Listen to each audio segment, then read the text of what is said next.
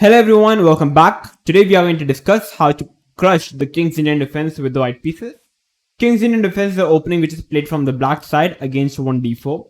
It is it is known for its aggressive style. Any player who wants to play aggressively, they can opt for the King's Indian defense. But today we are going to look at the best line to play against the King's Indian defense. We are going to do simply a one-side attack by simply attacking the king, by simply controlling the complete game. And we are going to look at this by looking at a game of Garry Kasparov, the former world chess champion. And we are going to simply learn this idea of how to play against the King's Indian defense. After watching the video, you are simply going to fall in love with this particular opening. So now let's quickly check it out. So Garry Kasparov is playing with the white pieces. He's a strong 2790 rated player versus a random 2200 rated player. And the game is played in 1992. Pretty old game, but a very instructive. 1d4 by Garry Kasparov, knight f6, c4, g6. And we have a King's Indian defense opening.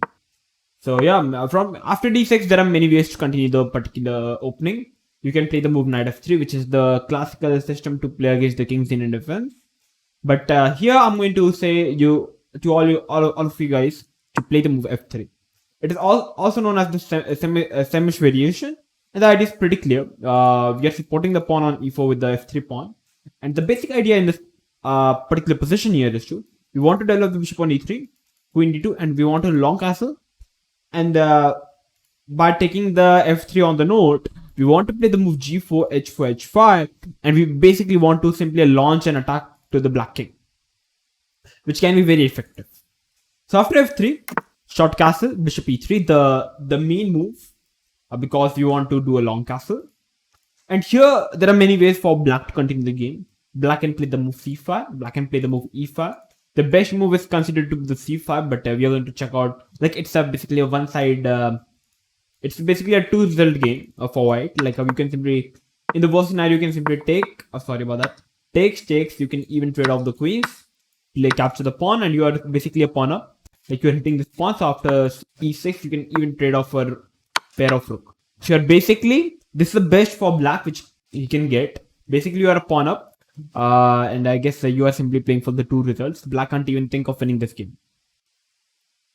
So yeah, this is considered the best, but we are going to look at the most natural move and the most practical move, which is e5, striking in the center.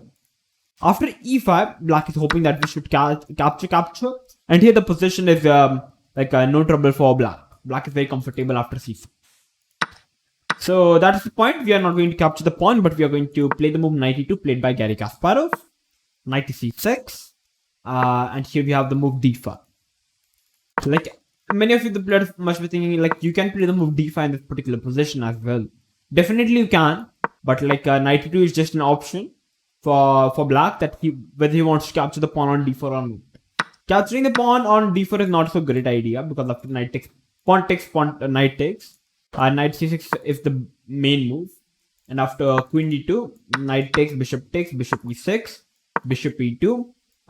Black plays c6. The idea is to play queen f5, rook d8, and try to break in the center by playing d5. But again, after a short castle, queen a5, I personally like the move. F4 is a very strong move in this. Sorry, not f4. First, rook a d1. And after rook f d8, f4 is a very strong move in this position. And I guess white is already better in this position because f5 is coming in. If ever black, during soft pushing the pawn, you can simply takes, and you are having the move e5. And white is just too good in this position. The d5 pawn is also an isolated pawn. So yeah, this is a variation. But okay, knight c6 is the main move and the most trendy move. d5, knight d7, and now playing the move g4. And you can already sense the way white is playing the game. White wants to simply attack on the king's side by pushing up the pawn. Want to play queen d2 and do a long castle. So the black player played the move c6. Knight g3, just going for its idea. Takes, a6. So yeah, black realized that whites want to do a king side attack. So black is already trying to push up on the queen side. a6, h4, b5, h5, and here we have b4. Knight a4, rook b8, and playing the move b3. According to the engine, b3 is not the best move, but practically speaking, I guess b3 is a good move because you simply lock the structure on the queen side, and now you can even prepare. You can even at least think the castle on the long side. Or else, if you give one move to black, b3 looks a very dangerous move for white. b3, a5, queen d2. The idea is to basically, I guess, bishop h6, stuff like that. Knight d7, bishop to d3. Bishop d3 is a fine move, but like this move is not doing much. You see, like there's no good idea of behind bishop d3. I know the idea is to move the king and try to get another rook into the game, but I guess a better version to do it would be to play the move queen h2 first. The idea is to capture the pawn and to threat mate on h7. So the best move for black is to play knight f6. And after knight f6, you can play the move bishop e2. And after king f2, rook g1, you can see how white's pieces are all attacking are simply going for the 1-way attack to the black king. It would have been a much more effective idea. So bishop d3, I don't want to criticize bishop d3 that much because it's still a fine move. f5. That's the point. Like f5 is a very strong move in this particular position. Pawn takes, pawn push. Bishop f6, knight h5 going for the bishop. If you try to pull back the bishop on h8, rook g1 is a strong move because now h8 square is no longer for the king. So bishop f6, knight h5, f4, hitting the rook first. Rook a8 takes bishop f2. White is still better. Queen f8 going for the h6 pawn. White played the move knight b2. And definitely the idea is to play knight b2, knight c4 and try to put pressure on the pawn on d6. But a better idea would have been to play the move queen c2. The idea here is after takes, king e2. Like basically white is playing on the both sides. Suddenly you can say white have shifted the attack on the queen side. Queen c7 is a very powerful move coming in. Rook g1 is also a very strong move. So basically white is playing on both the sides. And if I talk about the king is extremely safe. But Garry Kasparov went for the move knight b2. Takes king e2, king h8, queen e1, knight g8, takes a3. And now the b4 pawn is weak. So you want to target the pawn. Pawn takes, knight b3, rook a3, a4. A very strong move. Rook a4, bishop d7. If you try to trade off the rooks, like there's a very powerful move in this position for black, which is extremely hard to find. You can pause the video and try to find the move. Like it's an equal position, but a very strong move. Okay, so all those who have paused the video, knight g4, very strong move. You can't take really because after bishop g4 it's losing for white, because like if you try to go back, which is the only square. Queen h6 and it's a mate. Even queen h3 is a mate. So yeah, but yeah, it's extremely hard to find. Bishop d7 takes, and here we have queen c3 hitting the knight. Queen a2 and here bishop c4, simply pinning up the knight. Bishop a4 and now simply pushing up the pawn b5. Knight f7. Knight wants to come over here, and a very effective move played by Garry Kasparov. Bishop to h4. Simply controlling both the squares.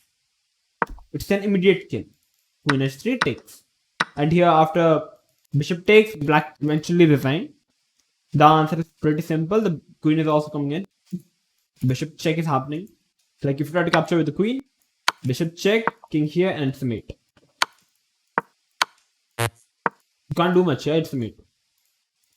It's a mate like this. So basically you can say that black was doomed. Even if I just trade off the queens off the board, white is still making queen, so it's still winning. So that's the reason black resigned in this position after bishop into b3 on the 37th move. So very instructive game played by Garry Kasparov. Like all the moves were logical, despite some moves like d4. The opening was completely fine. Knight e2. Now pushing up the pawn. g4. Knight g3, the idea is h4, h5, takes. Now attacking on the king side. Knight a4. Stopping the b3 idea by playing b3. Queen d2, idea is bishop h6, stuff like that. Knight d7. And now bishop d3. Not a big fan of this move. Queen h2 move would have been much stronger, but still fine. F5 takes, pawn push. Like many of the players must be thinking that can't we simply take and we can say that white is a pawn? Yes, definitely we are a pawn up, but you just look at the pawn structure. Such a bad pawn structure, no pawn is protecting either of the pawn. It's a completely bad position. That's the reason we don't capture. We simply put pressure and here we takes and again knight b2 not such a powerful move. Queen c2 move would have been better, but here queen e1 takes b3 takes rook a3 takes here, and yeah, from here it was over. It was all over. So a very instructive game played by Garry Kasparov to beat his 2200 player in 1992. I hope that you guys get an idea of how to play against the King's Indian defense. This particular variation of f3 variation is known as the Samisch variation under King's Indian defense. Very instructive and very practical. So if you want to if you like to attack, it's the best opening for you. I would recommend.